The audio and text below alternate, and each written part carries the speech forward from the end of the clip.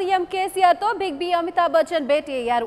అమితాబ్ ను రాష్ట్ర ప్రభుత్వ అతిథిగా ప్రకటించిన తెలంగాణ ప్రభుత్వం రాజ్య మర్యాదలు చేస్తుంది. కేసీఆర్ తో అమితాబ్ భేటీ ప్రాధాన్యత సంతరించుకుంది. దీనిపై మరిన్ని వివరాలు మా ప్రతినిధి నాగరాజ్ అందిస్తారు.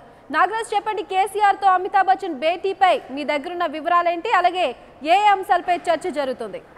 అమితాబ్ బచ్చన్ శంషాబాద్ ఎయిర్పోర్ట్ నుంచి నేరుగా సీఎం క్యాంప్ ఆఫీస్ బేగంపేటకు వచ్చి చేరుకున్నారు. ఆయన రాకముందే ఎంపీ కవిత, కేసీఆర్ కుమార్తె ఎంపీ కవిత కుటుంబ సమేతంగా క్యాంప్ ఆఫీస్ చేరుకున్నారు. అదేవిధంగా జగదీష్ రెడ్డి, విద్యాశాఖ మంత్రి జగదీష్ రెడ్డి కూడా ఈ సమావేశంలో పాల్గొన్నారు. 4:30కు అమితాబ్ బచ్చన్ సీఎం కేసీఆర్ తో క్యాంప్ ఆఫీస్ లో సమావేశం అయితే ప్రధానంగా ఏదైతే ఈరోజు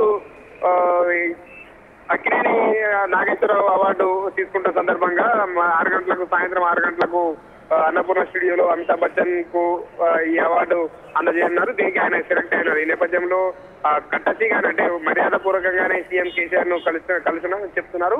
అయితే మరొక రాష్ట్ర ప్రభుత్వం మాత్రం రాజ్య మర్యాదలు కల్పించింది సీఎం అమితాబ్ బచ్చన్ కు.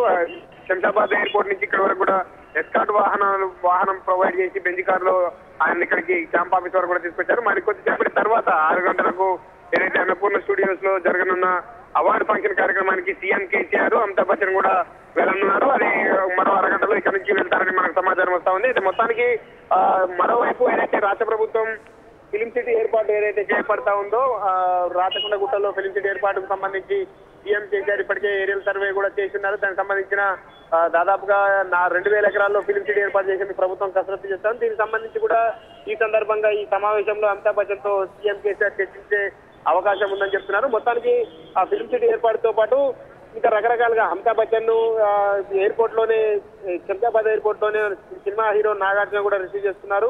ఈ నేపథ్యంలో నాగార్జున గత కొంతకాలంగా నాగార్జున ఎన్కన్వెన్షన్ సెంటర్ కూడా వివాదాస్పదంగా మారింది. ఆ N Convention okay, right, thank you Nagaraj.